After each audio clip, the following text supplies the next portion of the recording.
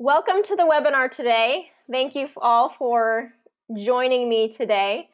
Today we're going to, like always with these webinars, we're going to do a lot of question and answer. I'm going to make sure that I get your questions answered. But at the beginning here, I always like to give a little bit of an introduction to us for those who are new to this webinar format. Little introduction to us here at Pronunciation Pro, and give you a little bit of a short little lesson on what I've been either working with my live students on or been researching myself and when it comes to pronunciation and fluency. So we get a short little lesson and then we'll launch right into your questions, and that's what you're here for, and that's what these webinars are designed for, is to get you a chance to get your questions answered. So for all of you who are attending today, I want to make sure that you can that you're comfortable with the questions box. I'll be referring to that questions box later on in the webinar as we get more into the question and answer section.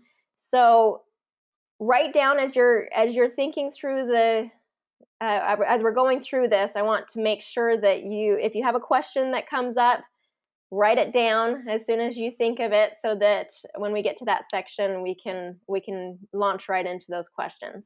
All right.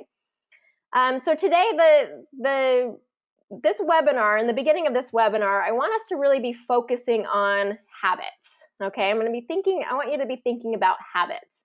And this sign here says same old way this way, a new way this way. So I know that because you're here, you are tired of the same old way. Okay, you have identified in your own life and in your own situation that there's something that needs to change. There's something in your life that you want to change, and you found us, and we're here to help here at Pronunciation Pro. So that same old way and that new way, I want to kind of talk about that a little bit during our webinar today, and address kind of what it's going to take here, and what it has been taking for those who have been going in the program for a little while now, and for those who are new to this program, what it's going to require from you as you get going through this. So we're kind of charting that course into a new way of speaking. So you've identified in yourself that, hey, my English, I'm not confident in my English. I'm not feeling very good about my spoken English. I want to change it. I want to improve it. But you're probably thinking, well, I'm not so sure how, and I'm hoping that this program will help you, and I'm here to tell you it will. And I've seen it over and over again, but so much of it has to do with your personal effort. So I do like to make sure that that's very clear, is that nobody's going to hand this to you and give it to you. It does take some consistency, and I don't, in the way I teach it, I'm trying to make sure that it's as easy as possible for you. It's kind of like, here, just show up, do what I tell you to do, and we'll get there together. Okay, it always helps to have a guide as you go through, as you try and confront something that some challenge that you're facing. All right, so first of all, let me just give a little introduction. This is me and my youngest son, Luke. My name is Annie Rudin, for those of you who are new here, and my background is in speech-language pathology. So I have a master's in communication sciences, and essentially I look at speech and language in a very research-based, kind of step-by-step scientific approach, and which I've found that this approach is incredibly successful, and there's a lot of research to back it up, and it's kind of one of those proven methods that we can fall back on, and I'm all for proven methods. I feel like that's I can have a lot of confidence in that style of learning. So that's what we're doing here, and just a little bit more. And I've been doing specifically full-time accent training for the last 7-8 years, and so over the years worked with hundreds of students that have come to me for help, and what I love is just the program and the process just gets better and better, and I'm thrilled with how it just keeps progressing. But most of that comes because of your feedback and your help, of being able to tell us what would be more helpful or what your questions are. And that's why I love these webinars so much, is it gives me a chance to hear from you directly, hear what the challenges are, what questions are facing, and for us to then take, and what we do is we take those questions, and as we're seeing questions come over and over again, I'm able to say, okay, this is an area we need to improve, and and make steps to improve it. Okay, this is my little family. Mine's my husband. I didn't put him in the picture this time, but I have 3 little boys, Andrew, Jimmy, and Luke, and this is us playing. They're very active, and we live in Arizona in the United States, and it's a desert climate, so we have a lot of cactus, and I just think it's beautiful here. So I love the dry weather. Little introduction to the team members here.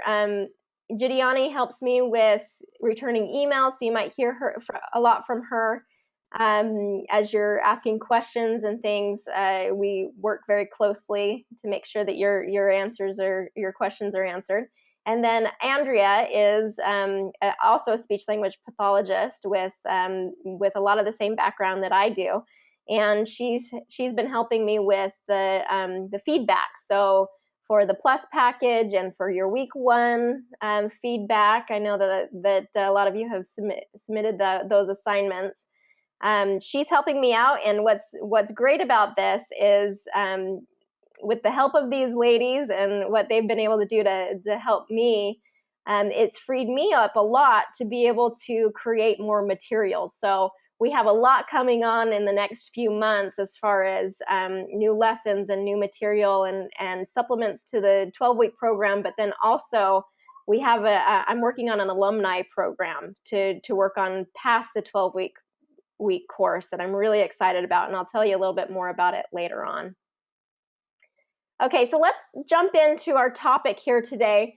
So we're talking about habits, okay? A little bit about habits. And I've been thinking about this topic quite a bit, and I'm a big believer in establishing daily habits. And I'm not a big believer in, I want to change everything about my life all at once, and let's figure out the most drastic way we can change things, or find out a program that will just flip my life upside down and change these things that I want changed. I'm not a believer in that. I believe in small daily changes, okay? And I love this quote: you will never change your life until you change something you do daily. And so with anything that any goal or ambition we have, I'm a huge believer in what small change can I make today that is a manageable change that I can make today, that I can commit to doing every day or almost every day, and get into a routine of that habit, so that over a certain amount of time, I'll be able to see some changes in the direction that I'm looking to go. Okay, so we're going to talk a little bit about that. I got my hands on a wonderful book recently called The Power of Habit. And I'd been thinking about habits and thinking about how with my students, really, we're breaking old habits and we're establishing new habits in our speech. And that's a difficult thing to do because we're speaking all day long.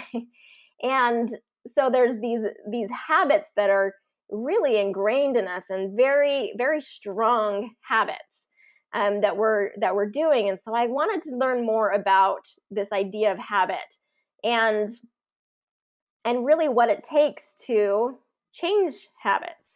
And so this book has given me a lot of information that I'm really excited about in terms of how, and as I'm reading this, I'm just thinking, I'm thinking of my students, I'm thinking of how this process applies to my students and to the process of changing speech patterns. And I have a lot of ideas on this, and I will be creating, I'm in the process of kind of creating some videos and creating some things to kind of help teach you about how this applies to speech. But there's one aspect of it I wanted to share with you today. And that has to do with this idea of chunking, okay? Now, let me give you a little bit of background that he talks about in his book. And one thing I like about this book, it's a very research-based book, okay? So they talk about a lot of research that's being done in the area of habit and learning more about our habits and where scientifically that habits are established and what we need to be aware of in changing those. So at MIT, it's a university here in the States, very well known for its high level of research.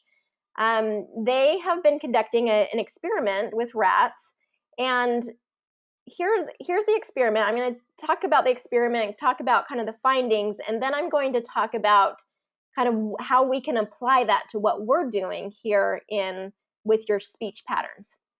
Okay, the experiment, they attached all these probes so that they could monitor the rat's brain functioning and the brain activity, and they put them in a maze. Okay, and I'm guessing it was probably more elaborate than this maze, this diagram that I have here. But they put them in a maze, and they put them behind this door, and once there was the click and the door opened, then they were released into this maze where there was a piece of chocolate in one area of the maze, okay?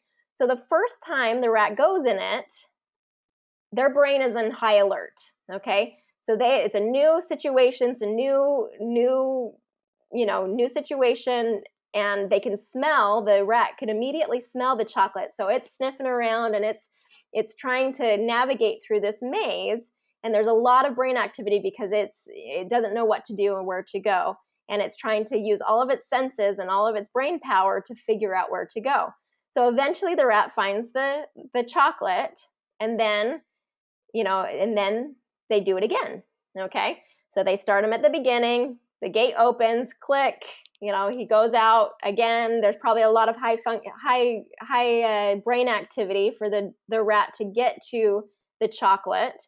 But they're finding that after several rounds of this, that the rat is getting a lot better at finding and knowing exactly where the chocolate's going to be, because the chocolate's there at the same place every time. So same maze, same place where the chocolate is. And the rat's getting better at better. And when that click happens, the rat is able to just, instead of sniffing around and trying to figure out where to go, eventually starts going directly to the chocolate. Okay? So you'll see in the graph below, it shows first few rounds. It has, there's the high brain activity. So its brain is on full alert trying to figure out exactly what to do or how to find that chocolate. But after several rounds, what happens? You see the click, the rat has that cue of like, okay, now I smell the chocolate. But instead of having that high brain functioning through the whole experiment or the whole process, the brain activity goes down because it's done that over and over again. It knows what to do. And then when it reaches its reward or its chocolate, then there's a lot of brain functioning because we all like that reward that comes at the end of a task. And so I want to talk a little bit about this brain activity and what they were finding with the brain activity.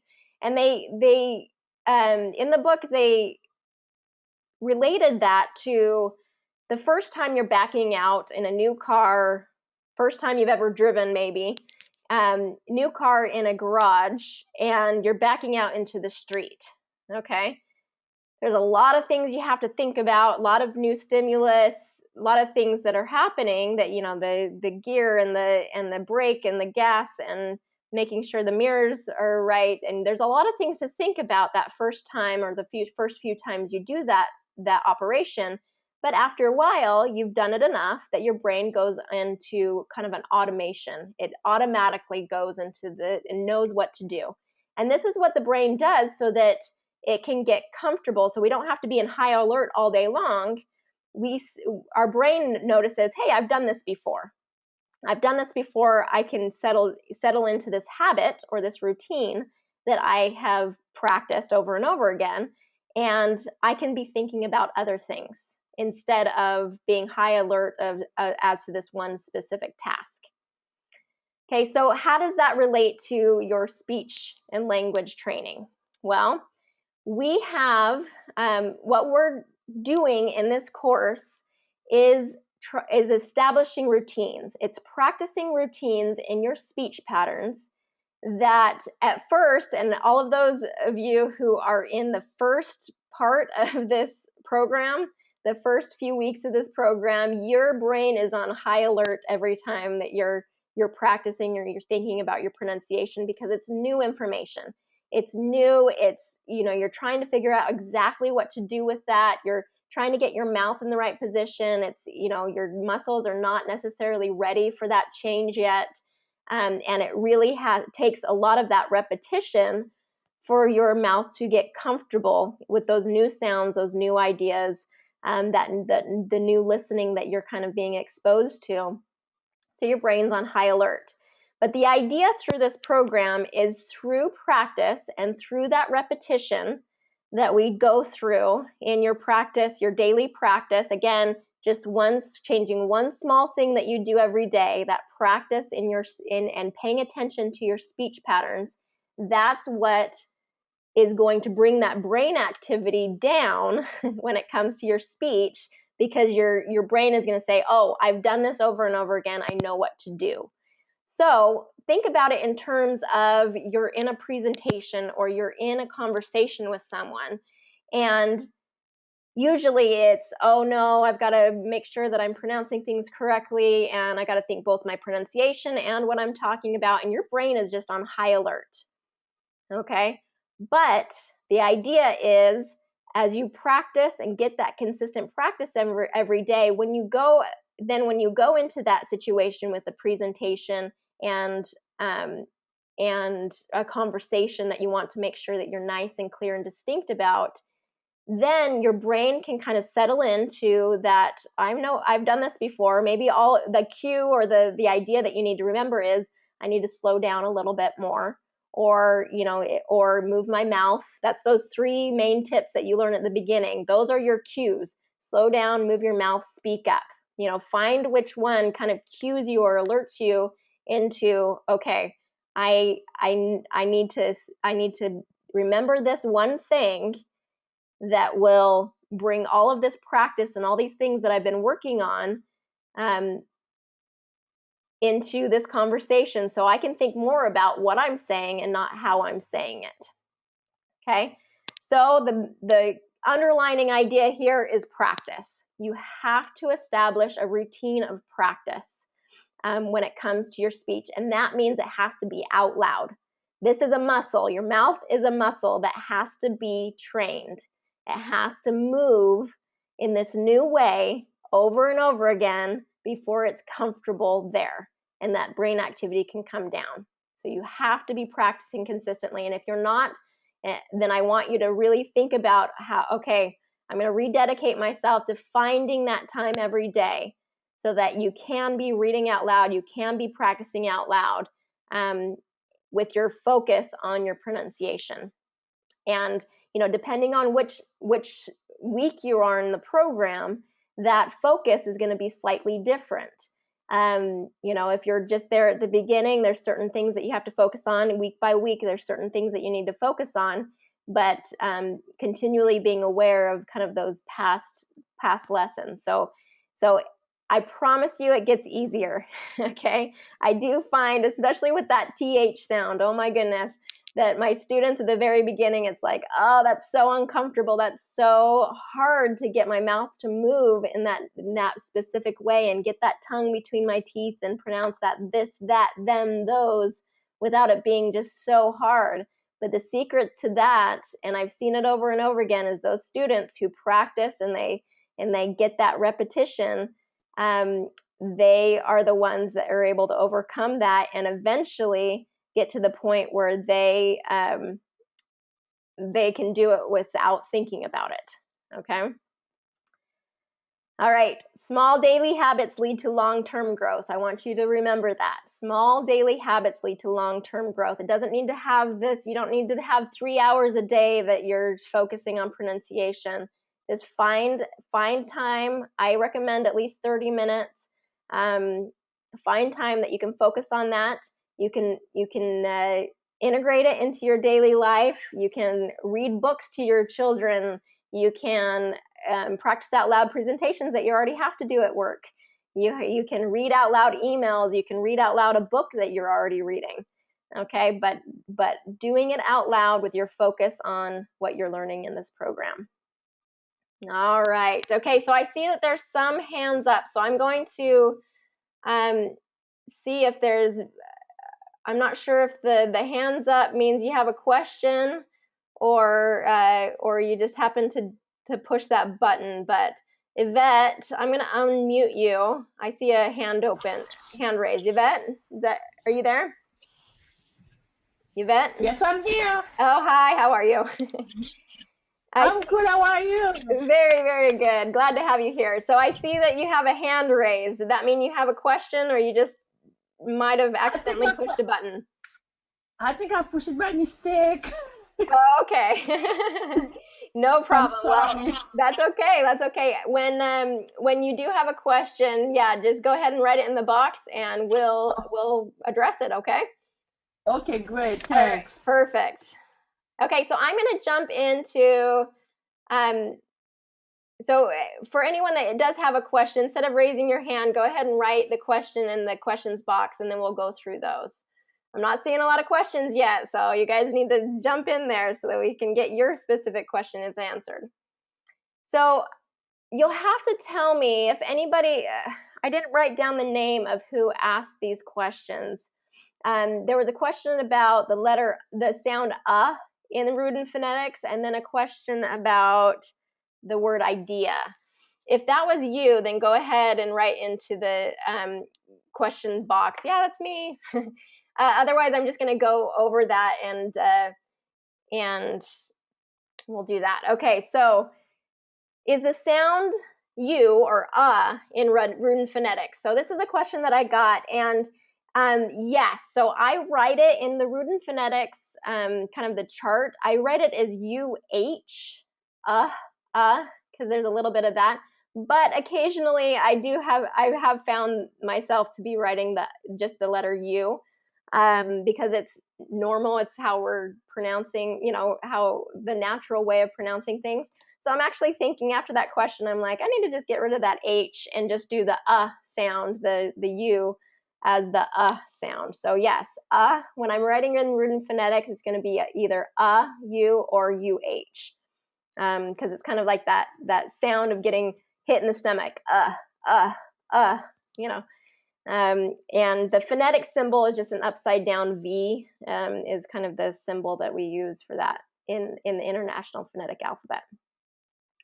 I had a question that said, can I pronounce the word idea as idea? Okay, and the answer is no. In American pronunciation, idea needs to end in an that Rudin phonetics right, the U, and not The reason they're coming with this is with an R is because in British English, that tends to happen. I have an idea. Instead of idea. So standard American pronunciation ends in an sound. All right, Vimal, I did see you here today, so I'm going to actually unmute you if you're here. Vimal, you there? Vimal? All right, we'll see if he comes. So Vimal had a question that says, how do I pronounce the T-I-O-N at the end of words such as question, information, education? Okay, so here's the idea. With that T-I-O-N, it's shun. So I'm actually going to, let me go ahead and move into, let me try something here. I'm going to get out my workbook. So shun has that SH sound, shh, and then un. So what I'm going to do is, again, bear with me, we got a little bit of new technology I'm working with here. So I'm actually going to just write it out in here on this page instead of getting out a new kind of workbook here. So shun is going to be shun. So if you just do that sound, shun, shun, okay? One thing that was interesting is when he was talking about, he had his examples were then, his examples were then talking about question, information, and education. So let's talk about, hold on. There we go. Okay, question, information.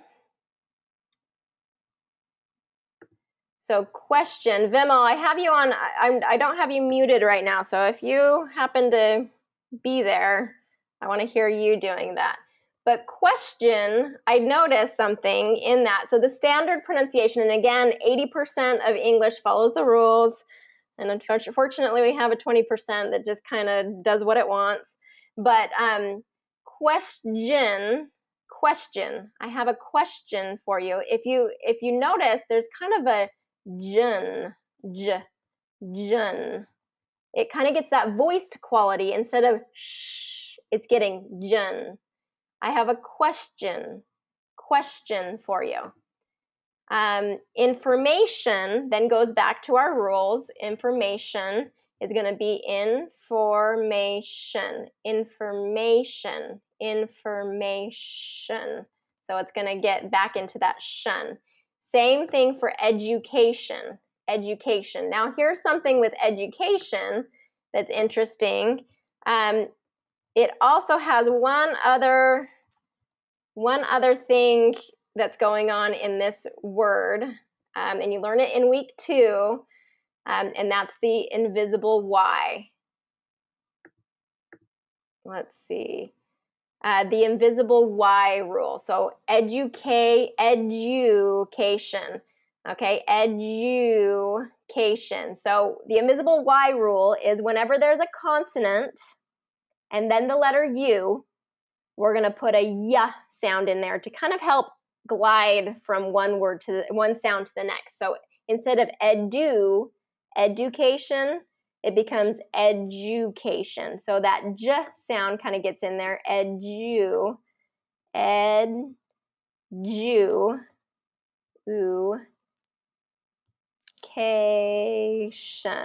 Or if I'm just going to write it out, so like education.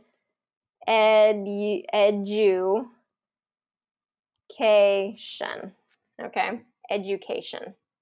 So 2 things to pay attention to there, the invisible Y and that shun sound. All right. Okay, let's go back to the questions here. All right, so next one is from Madhav, and I know that you're here, so I'm going to go ahead and unmute you. Let me find you here. Oh, let's see. There you are. Madhav, you there? Yes, I'm here. Hello, good hello. Good to see you, or good to hear you. I can see you, so. Good, so you can see me, so that's good. Okay, so one thing that I want to ask you, and one thing let me, hold on. Getting comfortable here. Okay, so one thing that I wanted to ask you, when I was preparing this, I got your question, and I was preparing this, I was thinking of the j sound. So, okay, so I need to back up. So Madhav had a question about, how do you pronounce it? How do you pronounce your name? Madhav, yeah. Madhav. You got it. Madhav. Okay, good. Madhav had a question. He says, I can't hear, here, let me get this. I can't hear the difference between the, and I wasn't sure if it was g or j that you were asking about. What's the sound that you were referring to here with the G sound? So yeah, the alphabet. How do you pronounce the alphabet G and the final alphabet G? I pronounce them the Oh, okay. same because I hear the same. Okay, perfect. Okay, so that is something that we're gonna talk about right now then. I really should have a worksheet here, a blank worksheet. We're gonna just use this. Okay, so G and Z, okay, is what you're asking about. You see, Yeah. I hear the same. Okay, so here let me explain a couple of things about these. So Z. Okay, so this is the sounds that we're dealing with. G has the j sound to it. So the j sound is in the front of the mouth, right behind our teeth, and it's like in the words judge or just. Can you say that word for me? Just. Just. Okay, so that's perfect. That's right in the front there. Okay, the difference. Judge. Yeah, judge, exactly. So you're getting that just sound perfectly. So what we need to then address is the Z sound.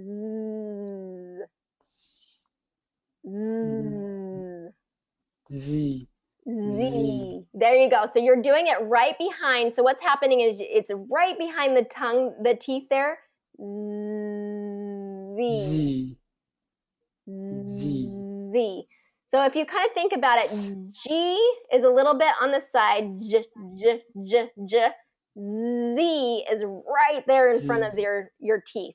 Z. Z. G. Yeah, G. G. Z. Z. Yeah, so I want to hear like zoo. Say the word zoo. Jew. Jew. Okay, so that's what's happening. Instead of saying the Z sound, you're saying the J sound. So you're going to want to practice that Z sound. Zoo. Zoo. Yes, that's it. Okay? Zoo. Zoo. How about zebra? Zebra. Uh-huh. And how about zipper? Zipper.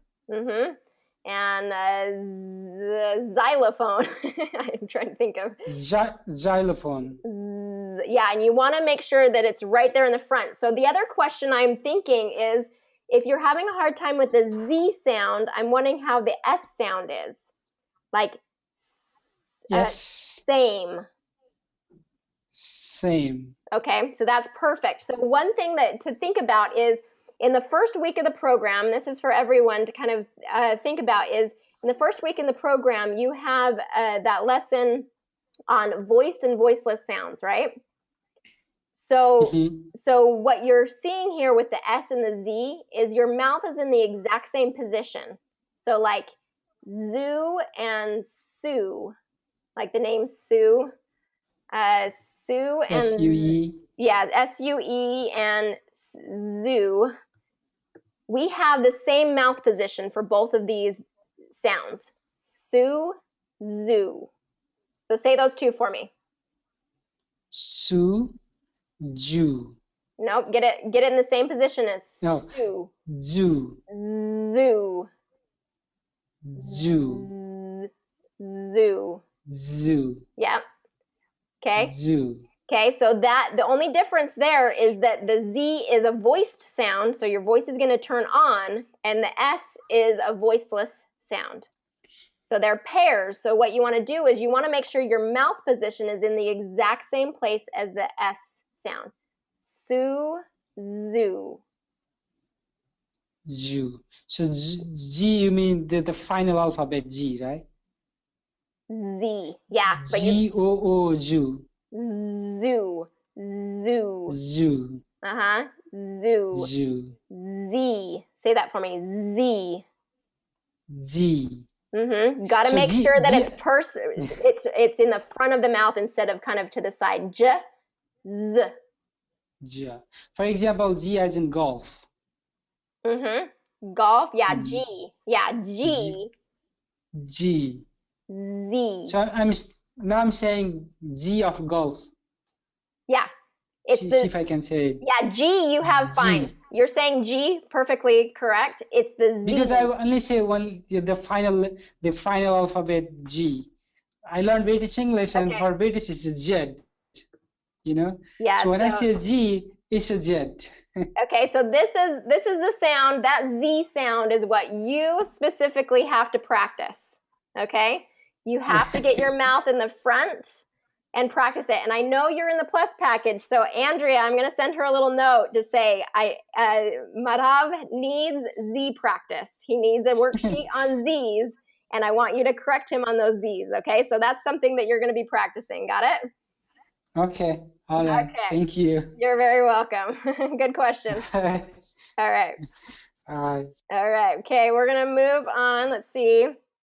Antonio, you're saying when I practice alone, I do pretty well, but when I speak with a native speaker, I can't put into practice your tips. How do you deal with that? Okay, so going back to that idea that I had there at the beginning, real quick, I want you to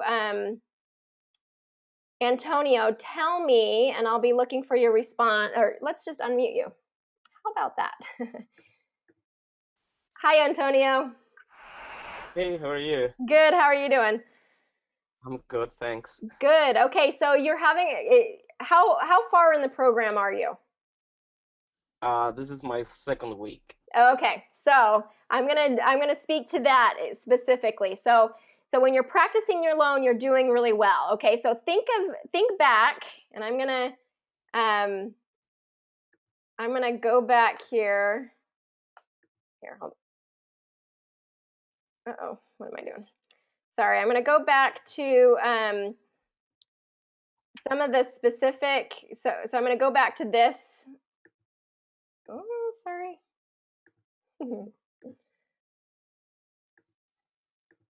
Okay, I'm going to go back to this idea with the chunking, okay? Do you remember that, like in that second graph here, your brain's on high alert, right? Yeah. The rat's brain was on high alert. So think of it in your practice time, okay, your focus is completely on your pronunciation. You don't have anything else to think about but your pronunciation, right?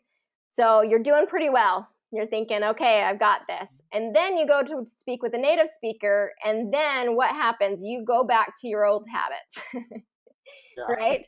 Okay, so your brain is kind of on high alert. It's like, oh, I can't think of everything that I learned and think about what I'm supposed to say, and I'm a little nervous because it's a native speaker, and I'm not quite sure what to do here. But you're in week 2 of the program, so it's with time and practice. So the more consistent you are with that daily practice, the more you're going to create this new habit. All right. So what's happening is, think of it as like a river flowing through a canyon. Those canyons get deeper and deeper, and that river gets more sure in that course because of the time that it's spent running through that course. But if you're going to, divert that water and run it through a new course, it's going to take time for it to kind of erode the earth beneath it and kind of get that flow so that it's as comfortable as what you've been doing for years and years. Okay, so that idea of just steady and consistent practice every day is going to start establishing those new habits, those new speaking habits. So when you go with a native speaker, after a certain amount of time, and several weeks down the road, as you've been consistently practicing, what's going to happen is you go to a native speaker, and then you want to have some kind of a trigger or cue, just thinking, okay, I need to slow down, and my brain will take over and remember what I've been practicing. Okay. And that's when you'll start seeing the results as you speak with native speakers, is, after you establish those habits if you're speaking, because right now your old habits are still very strong, and so they're going to take over in those situations. But as you practice consistently, those new habits are going to get stronger and stronger, and eventually take over the old habits. Okay. Thank you very much. That makes sense? Yes, thanks. All right, good question. I think that's helpful for a lot of students. That's why I like this format, because a lot of the questions that you have are going to be helpful for others. Okay, so I need to ask you how to pronounce your name. Gurzagors. I'm sure I'm mispronouncing your name. You're probably mispronouncing like everyone else. Everyone else. Okay, so tell me what the correct pronunciation. The correct pronunciation is Grzegorz. Okay, so what's interesting about that is there are sounds in your name that I don't have in my sound repertoire because they're unique to your language. So say it again. It is like J, but I think the tongue is much higher, so it is J. J. Okay, so say the whole name, your whole name. It's much harsh. Grzegorz, but Grzegorz. I speak with British Americans on online English classes, and everyone has the same problem with my name. Oh, okay. So You've gotten used to it, huh? Yeah, so they usually call me Greg or Gregory. Okay, I'm gonna go ahead with Greg. That's a very common name in America, so it's easy to remember. Okay, so your question. Let's see. He says, I have read and practiced word stress, but I know that British use a different word stress than Americans. I know that some dictionaries have remarks about word stress in American and British English. However, I do not want to mistakenly use words from different dialects of English, and I'm not sure if every time I have to use the dictionary. So can you explain if the version of American English used by you has specific rules about the word stress? So Greg, what week are you in? In the middle. I'm working on the first review, and what I wanted to do, I just was, read everything what you gave me, and I think maybe I will try to analyze every word and find the correct word stress. And later, when I was checking dictionary.com, I noticed, because I was aware of that there are some differences between both version of English. So I wasn't sure if I look at the word, I see the American word stress in this specific word, or I see British word stress this word. So how do you check? How to check every word? Yeah. Where are you currently living? I currently live in the UK, but take this course because I have a contact with Americans, Canadians, and British, because I'm attending all the online English classes. So that will. So here's kind of what I want you to focus on, and for anyone who is trying to figure out how in the world am I supposed to know which syllable to stress in every single word in English. Here's kind of what I want you to focus on. Well, first of all, Greg, I want to congratulate you, because as you were speaking, I could tell that you were switching that th sound into the correct version, and that you were correcting yourself, and this is one of those situations that it's awesome that you're able to kind of have that awareness and be able to practice that. And right now it's feeling like, oh shoot, I need to correct this, and I have so much to think about, and it's hard to get fluent. But I promise you it will the more you have that same focus, the easier it will get, especially when you're in situations where you're trying to be as clear and precise about your pronunciation. Okay. So so good job. I'm proud of that.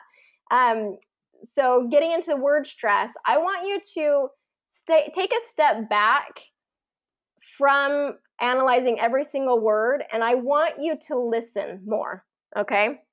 So it's that idea of, we could go through the whole English language and identify which word to stress and what the rules are and everything. But in conversation, that's just unrealistic. Okay, we can do the practice and the training, practice when we're practicing alone. If you're reading out loud and you're thinking, I don't know if that's British or American English and how to stress that, you can look up those words. But what I want you to do is turn on your ears, turn on that listening. And as you're listening to American speakers, I want you to think, as you're hearing them, as you hear certain vocabulary from them, I want you to pay attention and be like, how did they stress that? And then repeat it to yourself and kind of figure out, now that you're aware of that idea of like every word has a syllable that's stressed, then you can start listening for that in the speakers around you, the native speakers around you. So if it's an American speaker, you can kind of test yourself against that. If it's a British speaker, then you can kind of see what are they doing in their speech. So much of it is just turning on those listening ears and paying attention to the word stress as native speakers are saying it, and then being able to then, okay, repeat that. Okay, is that how I usually say it, or is that different? I even, as I'm listening to different speakers, occasionally I'll come across something that I'm thinking, oh, that's different than how I pronounce it, or I wonder if that's a different region or something like that. What this program is designed to do is to alert you, and bring your awareness to that. And as you're more aware, you'll start gathering these words and be able to feel more confident and like, oh yeah, I heard them say it this way, I know how to say it now. Does that make some sense? Yes. Okay. Just simple advice. What kind of dictionary you use if you're checking specifically for American English for word stress? Yeah, so I always use online dictionaries, so just dictionary.com. And somebody was telling me that depending on where you live, they're gonna pull up different pronunciations. So I'm not sure if that's actually true or not. Whether they were thinking it was British, but it's an American pronunciation. But but go ahead and go to dictionary.com. And right next to the word, you can, have them pronounce it for you, and they even show you the stress of it, and maybe send me an email just saying yes, it's an American, or no, it's British. If it's British, then I'll help you figure out another resource. Okay, just a last simple question. I was checking the dictionary.com, and I was checking the word employee, and there was 2 versions of this word. The stress was in the middle, at the end, employee, and just like employee and employee. Which one is correct? Because I saw the both versions. Okay, employee. And so when there are 2 versions of it, it means that both are okay. Employee and employee, both are considered standard. Those are kind of normal pronunciations. So good question. If there's 2, it means it doesn't matter. So most of word stress there's a right and a wrong way, but there are certain words that there is a little bit of, like advertise and advertise. Both I've heard correct. Both are correct. Just last question, if I can ask you about it. If I have the stress of a verb, or I don't know, adjective, and I see that I don't have word stress about adverb, when you just add L and Y at the end of the word. What can I do?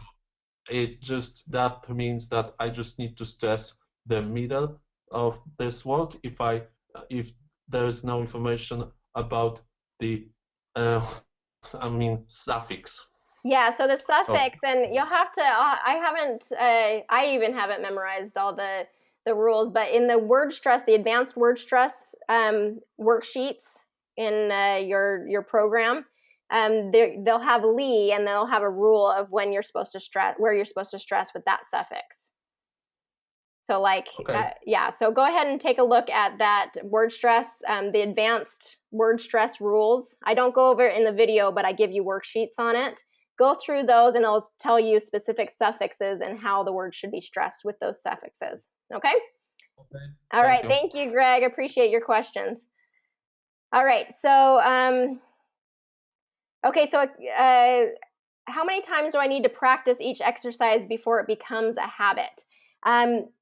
Good question. It's when it starts feeling comfortable for you, okay?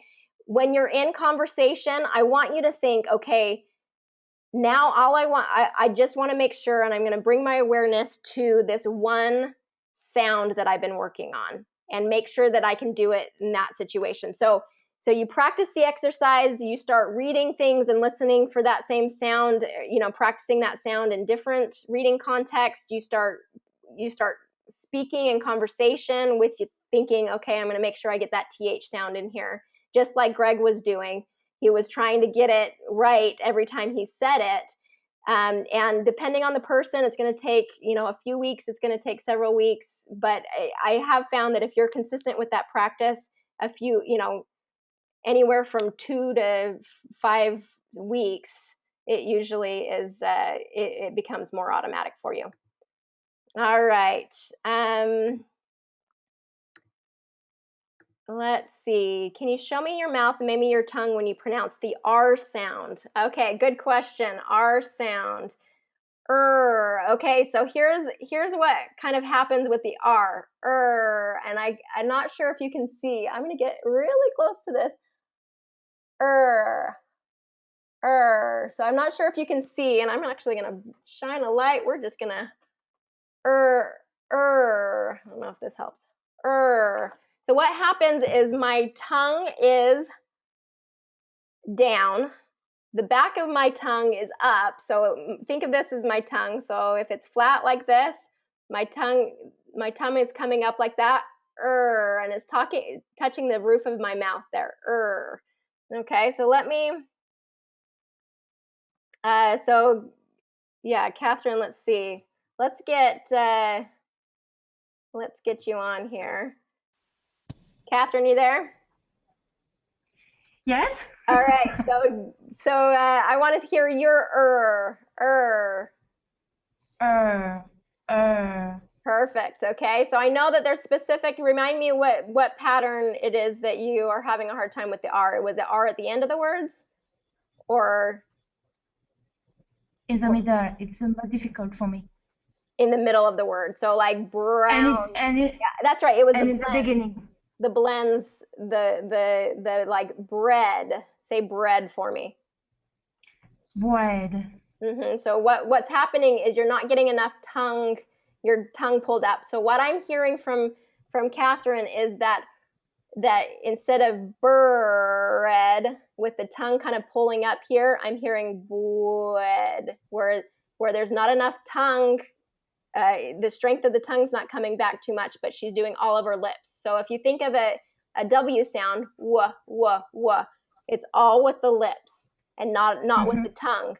But with the R sound, your lips are coming. So if you watch just my lips, my lips are rounded and they're kind of forward there. But at the same time, my tongue is pulling back. So bread. Bread. So pull it in and say this for me. Red. Red. Red. Do it again. Red. Okay, so getting as much of that tongue pulled back as you can, and pulling it to the back of your throat, and then yeah, and then burr. Okay. Exactly. That's it. Okay. That's it. And so for any of you who have a sound that you're like, oh, I can't do it, find a combination. Like if you can do it at the end of the word or you can do it at the beginning of the word, find that combination, practice that, and then start leading into the other positions that you can't do it. So that was exactly it. Bread. bread, Much better. Bread. bread, And if you have to slow down and just overemphasize it, do it until you're able to get that tongue in position every time, and it will get easier and easier. Okay? thank you. All right. Thanks, Catherine. Okay. Let's see.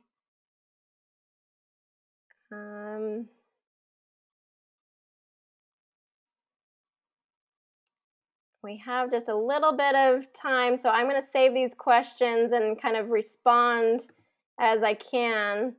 So there is, let me kind of get to some people who I haven't answered any questions. So Alisheva, I'm starting your program and I'm trying to practice while driving to work. Can you download the MP3 practice files to a smartphone or just stream in computers? Okay, great question. The MP3s can be downloaded.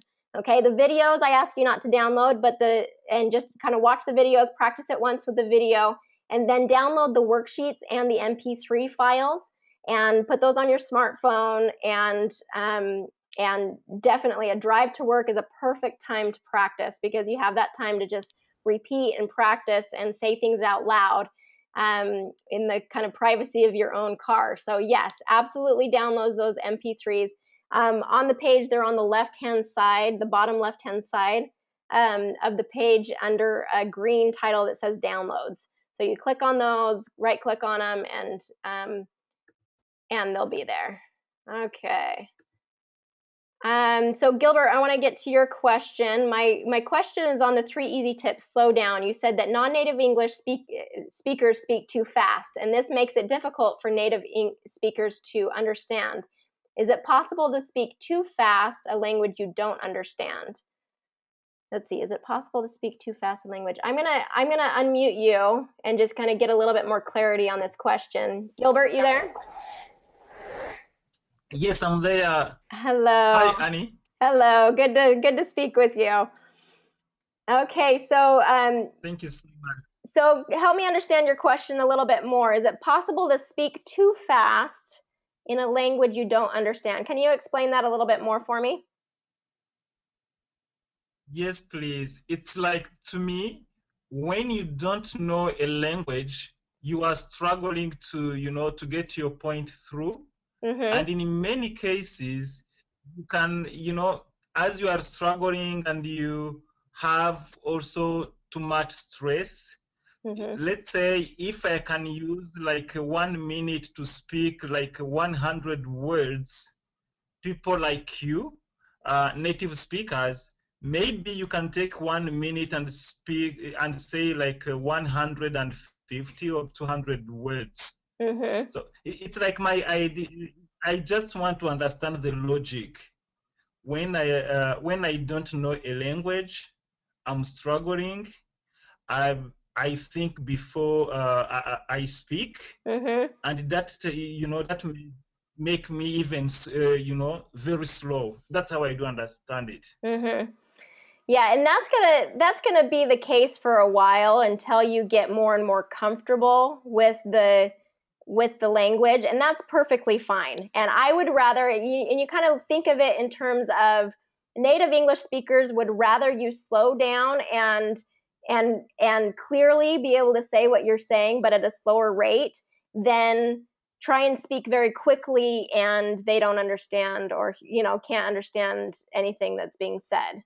Okay, so that's for your speaking. When I'm talking about native English speakers, so non-native English speakers speaking too fast, yeah, that's something that sometimes it's just, I've heard some of my students say, oh, I speak fast in my first language too. And so it's just something, kind of one of those speech patterns they just carried over and they do in their second language as well. But the problem with that is you got to make sure your mouth's getting in the right position. You also are, depending on your level of comfort with English, you're also trying to think of what to say and the vocabulary and everything like that. So when I'm talking about non-native English speakers speaking too fast, it's those who are like, oh, I feel comfortable with the language and I'm just going to speak quickly based on how I speak in my first language, But what happens is because they're not getting their mouth in the right position for those certain sounds, then it just becomes very unclear and hard for people to understand. Okay, yeah, sure. Yeah, I get your point. I get your point. Yeah. So that's the idea. Slowing down is not only helps your listener, but it helps you be able to get your mouth in position, and just know that you don't have to speak really slowly all the time. I mean, forever, I should say. That the more comfortable the more comfortable you get with English, and the more you practice your pronunciation, the more automatic and fast it will become. And so this is just a process that you have to go through before you can really start, speeding up and get to a faster pace. It's not forever. It's just while you're training. All right. Good question, Okay, Gilbert. Thank you. Yeah, very helpful. Good. Thank you, Annie. You're very welcome, Gilbert. All right. Okay, can you show us, last question here, can you show us how to pronounce the word video? Video. Okay, video. Let me write it in here. Video. I'm sorry that this is kind of messy. I'm going to improve on that next time. Video. Video. Video. First syllable stress, Amy, on video. So the V sound is really where it tends to be tricky. I hear that a lot of my students kind of video with a W instead of video. Okay, so Amy, I'm going to have you say this word for me. Amy, can you say video for me? Video. Okay, one more time. Say it nice and loud. I think because you're on a phone that it's not coming as strong. Video. Mm-hmm. I think my problem is the E sound. Okay. When I try to pronounce V and the E, and then I tend to pronounce that as a video. Oh, okay. So yeah, I know exactly what you're talking about. So there's a short I and a long E in there. If you see, there's the D. Video. So instead of VD, we don't want it to be video with the two E sounds. So what I'm hearing, what you're probably having problems with is you're probably pronouncing it like this, video. Video. Yeah, when I try to practice the V sound. Mm-hmm. Vid. Yeah. Vid. So what you want to do is then kind of cut it. If you have a word that you're like, I know what sound I'm saying incorrectly, but I can't do it when it's all connected, break it into pieces. So vi or vid, and kind of get that where you can say that sound, that part of the word correct, and then start adding the rest of the word to it. Vid. E-O. Okay, so then do, yeah, there you go. So video. Video. Mm-hmm, that's it. Video. Yeah, there you go. There you go. Whenever there's a word like that, I always want you to just kind of break it down and kind of do piece by piece and make sure you can get the sounds in the different pieces, and then slowly try to put them together. All right? All right, thanks. All right, good job, Amy. All right, Yvette, you said you want to try. Let me give you, I keep saying this is the last question, but Yvette, you say you want to try? Yes. Yes. Which one did you want to try? Video. Yep, say it again. Video. Perfect. Yep, that's it. So it's that short I and long E, video. Okay. Yep. In week 5, let me think for a second. No, in week 6, we contrast the short I and the long E in a video because they're so commonly mistaken from each other. And there's so many different languages, first languages, that this happens, where that short I and that long E, it's hard to kind of distinguish between the two. So there's a whole video on it, just that. Okay? Video. Okay. You got it. Thanks, Yvette. Thank you. All right, excellent. Okay, so there were some questions in there that I didn't quite get to, and I'm going to respond. I'm going to try and respond to you. Okay, Opada, I'm so glad when he says, I will be honest, I slacked in my practicing, but I am now determined to change. I love it. I love it. Okay, so that's exactly what I am excited about. Let me just kind of go back here to my lesson. Okay, so Obata is determined to kind of practice more and get that routine in place. And I'm hoping that a lot of you are feeling the same way, that, okay, I just have to commit to making sure that those daily habits are in place so that I can see that long-term growth. And that's what I want to see for you, okay? So we went through these questions. And one thing that I want to just add real quick is there is a question that I keep hearing about, what do I do after the 12-week course? Well, right now, and I'm really excited about it, I am working on the alumni course. And the alumni course, what it is it will start just 7 days after your 12-week course. So what I'm hoping to do here, and I'm wanting to do, based on our conversation about habits, is during the 12-week course, you've established a routine, or you're establishing a routine of daily practice and consistent kind of practice that way. And after the 12-week course, what tends to happen is, oh, okay, I'm done with the course. Now I don't need to practice. Now I don't need to really think about it. It just is. And what happens is, instead of continuing to improve and get better and better after 12 weeks, I've been seeing a little bit of a regression, because that practice and that daily routine is not in place anymore. Think of it as exercising.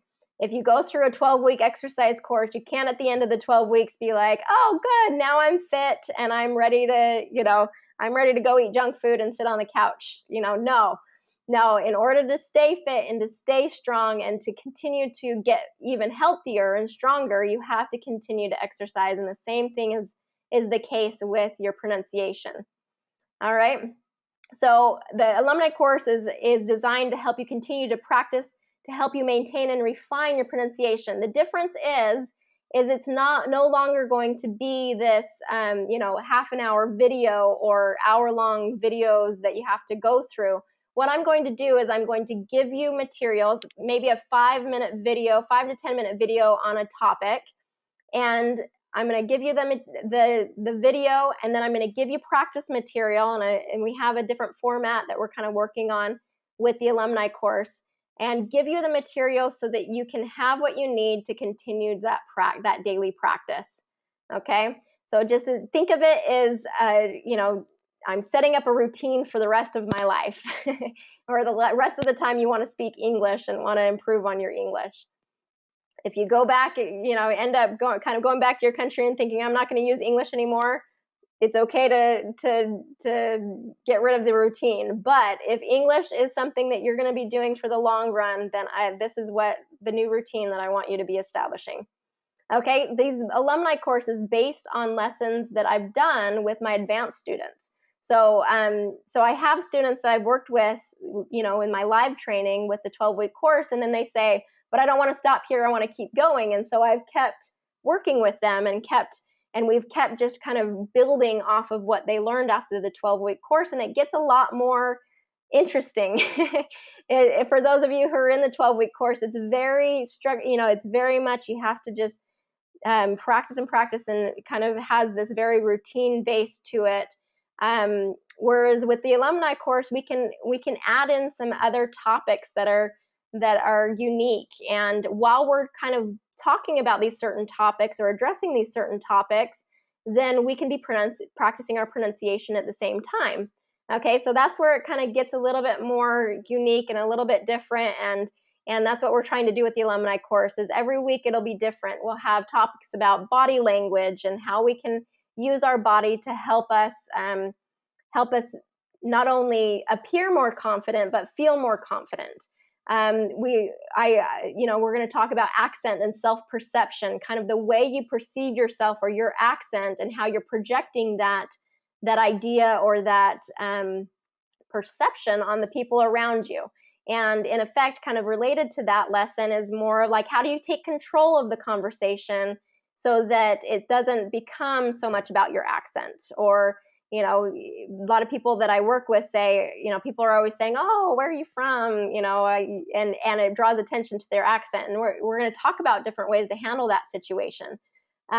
Preparing for an interview, ways to kind of prepare and make sure that you're nice and sharp for those interviews. Listening skills, there's a lot more listening skills, just like we were talking about with the word stress. I want to make sure that you're continuing to strengthen those listening skills so that you're picking up on those words that might be different than the way you're pronouncing them, and be able to then have the skills, be able to use those skills that you're learning during the course to identify those and build on those. So that's just a little bit of what's coming with the alumni course. And as far as timing goes, we're hoping to kind of have it up at the end of May.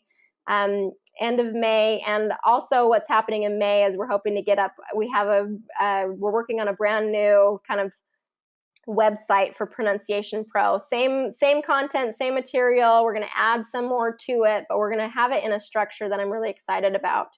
So that's coming too. So we were able to address a lot of your questions today. We're way over, so I'm going to go ahead and end it. I'll save these words for next week. I'll leave them up here for you in case you want to look at them. But if you have any questions, and I'll come back to this page, but if you have any questions, go ahead and contact me, Annie at pronunciationpro.com. We'll get your questions answered. For those of you who are in the Plus package, definitely be asking any questions that you have to your trainer, Andrea, so that, or Andrea or myself, so that you can get those questions answered. And we'll just keep building and improving from here. If I didn't address your questions, then I'm going to go ahead and look through the questions afterwards and email you with my answer. Okay. Thank you so much for coming. I'm sorry I went a little over, but I'm glad that you are here, and that and I hope that you have learned a lot from this webinar. We do these webinars every 2 weeks, so on your profile page, you'll see a way to register for the next webinar. So I hope you come, and thank you so much for being here. All right, have a great day. Great rest of the day. Bye.